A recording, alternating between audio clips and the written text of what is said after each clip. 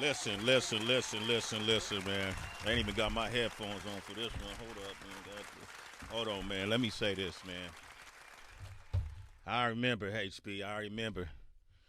Oh, wow, hold on. You going back? I'm going back, man. Okay. Let me take them back. How far back? Way back. Back into time. There's certain people you meet, man, and you just go, man, God, I mean, damn, man, that was just pure, unadulterated, unfiltered talent right there. That's just something that just will never be duplicated again. Like, I felt that way about Nas when Illmatic came out, and I was like, how old is he? He's what? And he was able to write this. What was his mind on, when he did that? David Blaine was somebody I felt that way about too, man. When I first He scares the shit out of me. Spooky scared of David Blaine. But he scared the shit out of me on a plane once, and he did a trick in front of my eye, and it was so bad. The trick was so. He made the plane disappear while you was on it? While I was on it. It was like I was sitting in an invisible seat. You sat next to him? I had to. That's how it was coming back from some Grammys or some shit. It was like, and Diddy Puff was on the other side of the plane, and David Blaine did some trick in front of me, and I was just looking at him like I'm looking at evil. And Puff came up to me and said, kneel down on the aisle of the plane and said, "You all right?" And I said, "Why you say that?" He said, "Man, I'm just making sure you're all right. Dude is different." And I said, okay, cool, all right, man, I'm good. Every now and then you come across these talents, but you getting choked That's up. David Blaine with a trick on it. Yo, David, Mention my name, Candyman. David Blaine lives. He's getting choked up. Candyman. Damn, Puffy asked you. Was he all right, or was it him? He's different. He's different. But I gotta say this about my brother right here, man. I've often, we've had so much fun over the years, and he shows so much range in his skill set and what he does, and what he does. These people are some of the most important orators in any generation. Is someone we consider a comedian, right?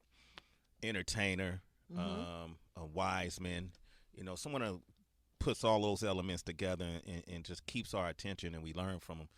We've done so much, man. I've had this guy call this show as Russell Simmons before. We've done whole interviews, and then Russell called me pissed. Like, man, why you do that? You interview him, but you're not interviewing me. I'm in the office. Why you didn't give me a call? Yo. Man, I put this dude to the test, man, and he's done so many impersonations.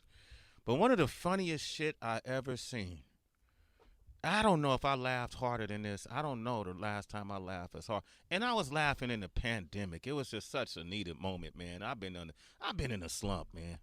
And that shit made me smile so much. And Rich happened to be at my house that day, and I hit you and told you it's the Jay-Z versus Nas animated series that Affion Crockett did. Who was the guy you did it with? Ace Bain. Shout out to Ace Bain. Ace Bains, man. It was the funniest shit I ever heard and ever saw. And I just, and I see this dude on IG, and he does the Kevin Samuel. Well, what do you call yourself? Devin Fontaine. The Devin Fontaine. After every verses, they do something, and it's just the Spice most. Adams. Shout out to Spice Adams, man, and it's the most hilarious thing. And we didn't ask him for an interview. We just asked him to come up, but he's here with us right now. Well, I got to stop in. Come on, man. Affion Crockett, Yes. man. I got to just check on family. This ain't interviews at this point. I'm just checking on family. Let's Heather, go. Rich, Sway. Come on, man. Yeah, Tracy in Brooklyn. Look at Tracy right there. Tracy. Right What up, behind Trace? you. I got your back. I know you do. Always, Hey, my Trace. dear. And then the illest shit is I saw you pop locking the other day on IG. You ain't know he had it? No, I do. Oh. See, I really know him. He really knows. You know the other. I know him as a b-boy. Right. Yeah. Who's just most people who come from the b-boy b-girl community are multi-talented, right? Hyphenates. Right? You got to be. You can't be on that level of creativity. And that's the beautiful thing about hip-hop. I mean, most people, when it first started, just for fun, DJ, graph, b-boy, MC, beatbox, we all dabbled in all of it because that's what we were doing in the hallways of school. Yeah. You know what I mean? Yeah. So to me, I kept that same energy and just dabbled in as much stuff as I could. Bro, how limber are you? Do you stretch? Like, what are you Wow. doing, yoga, motherfucker? Like, Pause, when you pause. do it, easily. Nah, but I was born, Yeah, a lanky piece of rubber. That's just my not body rubber. my body type. I thought you did that for the Russell Simmons impersonation. Nah, it's really that. It's really that. My body has always been just gristle, no bones, and I'm getting older now, so I gotta stretch now if I don't want to be like, pulling something. Yeah. Yeah, But, you don't want to snap in half. Hey, look here, it be snapping. Things be snapping, Trace. I don't roll out of bed as fast as I used to. I get it. What do you create? Like, do stuff come off the top? Do you wake up and go, okay, from 10 to 5 p.m. I'm gonna try to write something, or Right. Nah, it literally just hits me organically. It's like I could be riding in the car and I'll just think of something and I'll bust out laughing. I'll call Spice like, yo, man, we got to do this idea. Or Ace Vane. Ace hit me with the Nas Jay-Z Verzuz thing because he saw me I did a voiceover first after Jay was on the Twitter Live, and he was like, man, can't nobody touch me, I swear. Don't put nobody on the stage. It's just not going to happen for anybody. It's just not going to happen. And so Ace was like, yo, let's do a cartoon where Nas only plays ether every round. And it was just funny to me. Like, we all know Jay and Nas, they squash the beef, and it's all love. Those are my heroes, but we comedians, so it's like let's do it. Let's do it. And just to have that subtle conversation before the rounds start. Yeah. Just the cordialities and all of that. I'm just, I didn't mean to say that about you, Nas. I know you one of the kings. You my brother. We got past our shit already. And Nas just like, yeah, QB, you already grown man shit. This is Nas. And then he gets, and Jay starts light. Well, I'm just gonna play the little Orphan Annie joint. Just gonna play that real quick. Let's just start out. It's light rounds. He starts out with a Hard Knock Life, and then Nas, fuck Jay-Z. I got Tupac to do. Hey, I sampled Tupac to do that fuck Jay-Z, right? This is Nas. And he's like, nah, this is all we playing right here. That's the right song. That's the right song. It's got to be the wrong song. It's like you keep playing it every round. You got to switch it up. It's all love, man. It's all love. Oh, shit. I hope Jay ain't mad because he's seen me do a lot of impersonations and sketches of him, but I hope this one didn't piss him off. He came to you once, right? Y'all said? Yeah. Now he always shows love. He always shows love. Oh man, dude. He know I can't fight. I don't want nothing with Hope. You want nothing with Hope? Isn't Rock Nation in the same building here? Hey man, if today's the day, I'm a man about mines. You understand me? Lanky out here. Yeah, I'm gonna just lay down with it. Lay down, like, all right. So where do you go from here? Like, you got so many irons in the fire. Like, what is it your ultimate plan? What do you want to do? I'm in my producer bag now, Sway. Okay. I produced 2 years ago. I produced my own stand-up special, and I that gave remember me the template to Round say. of applause. It was Thank great, you, man. Thank you. I like the camera angles. I saw it. You saw that. I saw that. You I saw the peeped the vibes. game. I peeped the game. The lighting was all. Everything was nice. Look, brother. Come on. we made sure, and that was out of my own pocket. So we made sure that it was on the level of what the big networks would do for all our classic legends, from Chris Rock to Cat Williams or whoever. I just wanted to make sure that we shot something that was comparable to that. Yeah.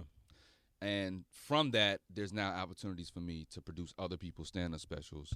And Wow. I produced another project, character-based, sketch-based, that's coming soon. And so yeah, I'm literally like, I'm on my Drake shit right now, There Sway. you go. Come on. I'm like that. singing I like that. songs. I'm doing everything. Heather B. I ain't mad. Huh? I'm not mad at that. When you said put all Glocks down, I picked up all microphones. I be rapping sometimes. I be singing Let me hear sometimes. your singing voice, man. You sing for real? Man, I mean, don't get me on here. Ooh. Don't. I'm bashful, man. Sway, you can't I ask could me throw to a beat, bro. I could throw you a beat. Skeet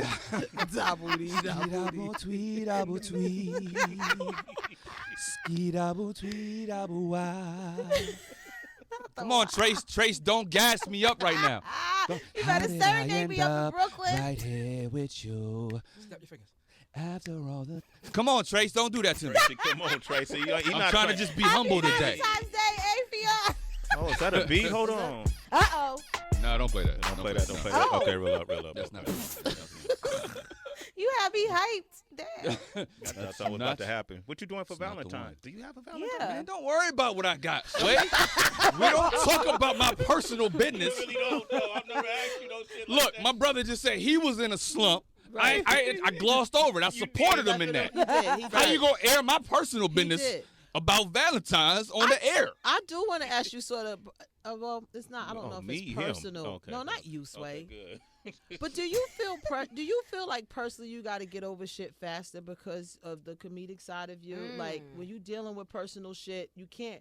Do you bring it to the stage? Do you feel like let me just not deal with this? I got to get my shit together. I got a show tonight. How do you? Wow, it's funny, not funny, but it's ironic that you asked that. Right? This is what's today's date? February 9th. 9th. Okay. Tomorrow is the 1-year anniversary my dad passed. So I immediately had to, not that I had to, but when he passed last year, the last thing he told me, or the last prolific thing he said to me was keep your foot on the gas. He was watching my stand-up special, and he was just at home one night texting me and quoting lines, and he said, son, keep your foot on the gas. I think he knew he was going to go. He said, keep your foot on the gas. You're doing great work. And so when he passed, I had done all the crying and I had done all the stuff, but I just remembered those words, keep your foot on the gas. And some of the funniest stuff started to come out on social media. Stage too, but I haven't brought him to the stage yet. But on social media, I was able to just like push past it. And that's when me and Spice did, that's when I think the Keith Sweat and Bobby Brown Oh my God. verses happened, and I did DJ Cassidy unexpectedly, and so my point is, I don't have to get over it, but sometimes even in grief, the unction to be funny, it just happens. It comes out because it's coming from the same true place as the grief, if that makes sense. So Absolutely Wow. does. yeah. Thank you for sharing. You know, writing comedy is similar to writing songs, and just sometimes certain songwriters get into slumps. Are there any comedians who you like that might be in a slump that you would like to write for? Well, I can't speak for anybody that I don't know who's in a slump. You know what I mean? Because you never know who's in their bag and what sauce hits at what time and who's cooking up what. But if I, and no disrespect, but if I had the opportunity to write for someone, not because he needs it at all, Right. but if I had the opportunity to be in a room with somebody, it'd be Damon Wayans Sr. Oh, wow. Damon Wayans Sr. to me. Get a round of applause when you say is- that name. Jeez. Yes. He is beyond a goat. I mean, the whole family is goats, and they're all Yeah. individual goats because they all have different skill sets and genius. But stand-up specifically, Damon Wayans. Damon Wayans' Last Stand, go watch that stand-up special if you can find it. Damon Wayans' Last Stand was one of the funniest stand-up specials of all time. Wow. Wow. Wow. Hey, Brilliant. I'm a fan of his. I seen it. I'm a Hey, fan hey, of Yeah, his. Deion Crockett hanging out. Is it like when you do comedy? I was watching this commercial clip of braids. Braids don't lie. Braids I mean, don't but lie. what is cornrows don't. Kawhi Leonard? Yeah, Kawhi Leonard. Heather was the only one that could help you out with that. She knew what I was. She knew what I the was hell. lost. Yo. Tracy, Every Batman has a Robin. Yo. You get it, right? Yeah. It's just I was Kawhi lost, Leonard. Rich Nice. He said braids don't lie. I said, did Shakira get cornrows? What are we talking about? I nicknamed him Cornrows Don't Lie, Kawhi, because every time he got a fresh set, he was always like in his bag. Anytime his hair was messed up, he stuck it up. Yeah, but That's But why does he that's- always look unimpressed with everything in life, even with himself? That's right. cornrows. The cornrows don't. Oh, they don't lie. He His ain't facial impressed. expression is always this. The cornrows don't lie. Look They- at that Kawhi. Cornrows don't lie. They don't lie. But they had this commercial, and I watched Kobe and Mike MJ, and they said the best shooters shoot the most. They miss the most as well, Yeah. but they got to keep shooting until they get it right. Is that true with jokes? If a joke doesn't hit, 100%. okay, That's how I am with everything in life. Like I cannot fail in my mind. It gets frustrating when I don't get it right. I'm like, I gotta stay up till 6 in the morning to get it right. Same with jokes. Like if I have a bad show, a bomb or whatever, I gotta get back up. And the next time I get back on the stage, there's a taste of blood in my mouth, literally, because I feel like I lost the last battle. damn. And if you watch the Fat Tuesdays documentary, it's on Amazon right now, and all of us are in. Everybody from Cedric, myself, JB Smooth, and we're just talking about that whole journey, especially as a black comedian. Like, we don't have the same opportunities that white comedians have. So when we get our shot, we go hard, but it comes from such a raw place that as much as you succeed in that raw talent, when you bomb, you feel that same rawness. And you're like, nah, I got to get back to it. But you go out with the same joke that bombed, or you tweaking? Like, how for sure. Because it's not even that you go out with the same joke that bombed, because you never know from stage to stage, from city to city, what the variants are. Like, what the people's attitude was. You might have been off your rhythm, the way you delivered the joke. But it's like lyricism. Like, if you could say the same rap and kind of miss the beat because your monitor's not giving you the track feedback, right, all kind of stuff. But it's your same rhyme that you know is a bar and bar after bar. So yeah, it's the same thing. It's comedy is rhythm. So the next night you might be straight on rhythm, and the first 3 jokes before the one that bombed, they hitting that night, and then now you ready to deliver the one with clarity because you know what happened last night. You don't want that to happen again. Yeah. Affion, have you ever had to have a conversation with your ego when you are writing for someone else, when you are producing for someone else, and then it hits you, oh shit, I'm giving this person fire. Should I maybe keep this for myself? You know what I mean? Like, because that scarcity mindset, has it ever creeped up on you? No, first of all, I always talk to my ego, Trace, because ego is an imaginary version of yourself that you create to idolize, right? So I don't feed the ego, because the ego will get you tripped up and make you believe that you're somebody you're not.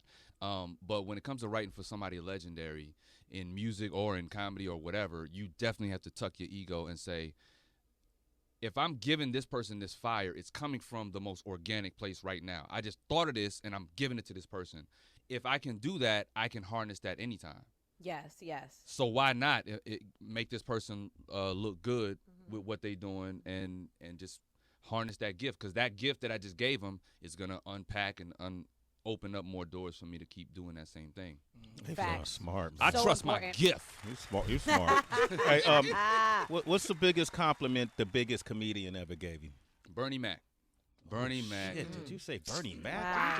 Wow. Without question. I ain't afraid of you motherfuckers. Without question. I had to that? pay homage. I don't know who that. Fucking Rich Nice. Yo, you need some tutorials from Affion. Rich Nice.